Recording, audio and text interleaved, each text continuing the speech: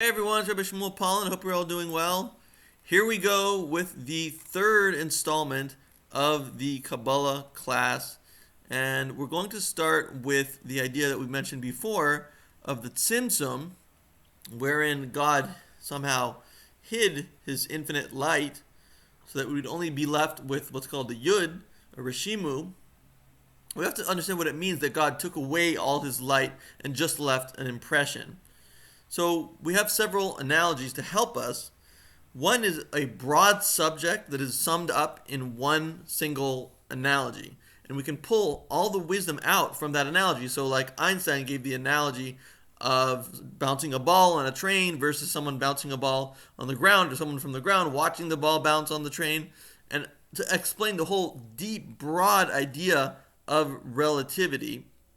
And if someone is truly a genius, he will be able to pull out from that analogy and the way that Einstein constructed that analogy, the way that he said it, and he'll be able to figure out the entire theory of relativity from that one single analogy. Another example is a blueprint. The architect makes a blueprint for a house, and then the construction workers are able to pull out the entire house from that single blueprint. So even though it's been contracted totally, and we have nothing of the architect's knowledge and wisdom behind the creation of the house, yet people who understand how to pull things out of things can get the house from the blueprint.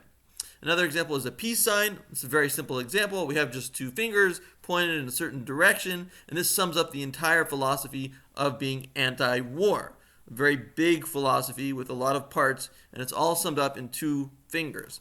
The soul is contracted. Our souls are contracted. That's why we don't experience hallucinations all the time, and dreams all the time, and near-death experiences all the time. The soul can do so much more than what we actually experience, but we only experience what's happening in this world in front of us. The hat, the laptop, the tissue box, the Bible. We only see what's in front of us and hear what we hear, but we are, in a way, contracting and shutting off absolutely everything else that our soul could do, which is you would see on mushrooms and incredible visions that you could see, but we don't see on a regular basis because we've gone through the contraction and we've detracted our soul. And we'll speak in a moment about how we may be able to get that back and be able to see things that we would not need mushrooms to be able to do it. We would not need drugs to be able to do it, but rather we just need a little bit of expanded consciousness which you can achieve in this world without taking any weird drugs. But the next analogy is the earth, which has potential for creating infinite number of things, infinite number of vegetables and fruits and herbs, and yet when a seed is placed in it and watered, it creates just an apple tree. So each of these analogies tells us something about the great contraction, the tzimtzum. And we have to make sure that we don't limit God to any one of these things. We have to understand that the tzimtzum, the contraction, is not literal. There's a big debate between Kabbalists of whether the tzimtzum was literal or not literal. Did God literally take away all of his possibilities? No. The Hasidic Chabad masters have clearly said that God still has all of these abilities, and it's not even hidden from us. Because if we're smart and we have the right knowledge, we can take what we see and figure out everything we need to know about God, figure out all of his infinite existence, his infinite nature, and we can pull all that out from the Yud, and you should look up what a Yud looks like online. Yud, the Hebrew letter Yud, that's what the impression looks like. It has a little, mark going up and a little mark going down, but it's basically just a dot. This entire world, even though it's so incredible and so vast, but it is just like a dot that we can pull everything out of, because the Yud becomes a Vav. You should also look up the letter Vav, because from that dot we can pull out a string, a little, growth of a certain line that we can pull out. It's called the Kav, that we'll learn about next time, that we can pull out of the Rishimu. So you have the essence of the infinite light, you have three stages of that, you have then you have a contraction, you're left with the Rishimu, and from the Rishimu you can pull out a Kav. Another example, we need some examples for the Rishimu, for this impression that's left. We could say it's an impression like a detective finds when he puts his pencil across a notepad that the criminal has written upon, and he can figure out what was written on it. That's an impression, because that's not the letters themselves. That's something that you can find out about the letters from, but the letters have become in a much more limited way. Another thing is, like, if you see a cow in a bunch of splotches. There's a bunch of blotches, and then somebody who knows can tell you where to find the cow. He's able to find that impression.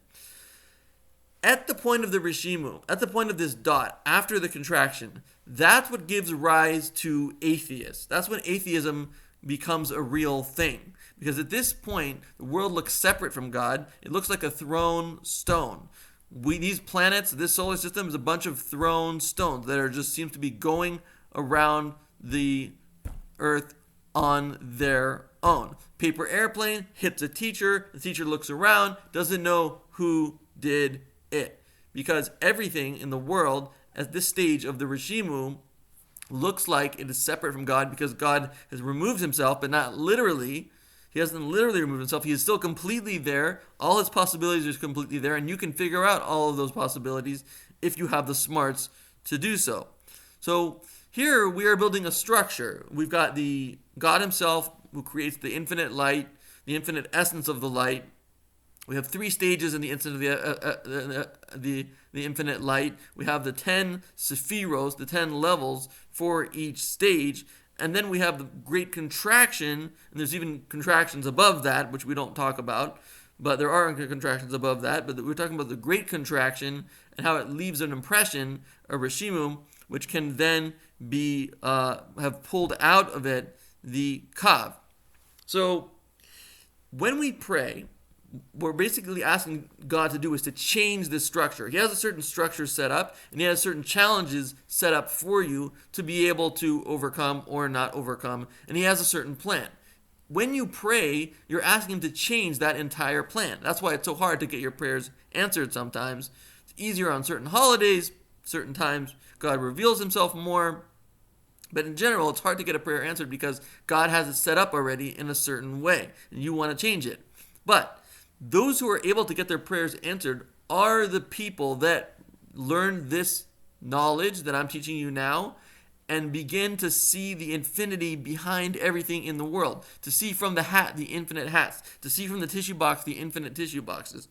Those who are able to get their prayers answered are the people who are able to see past the limitations of this world and the limitations of their own body. They're able to see past the limitations that their body can only see what it sees, rather than seeing incredible things. And we can, if we know how to see the infinity that lies beyond our limited world, we will also be able to get our prayers answered, and we also to be able to receive prophecy. And that is really the goal of this entire study. We'll continue next time with the study of the Kav, which is the light that comes out from the impression of the Rishimu.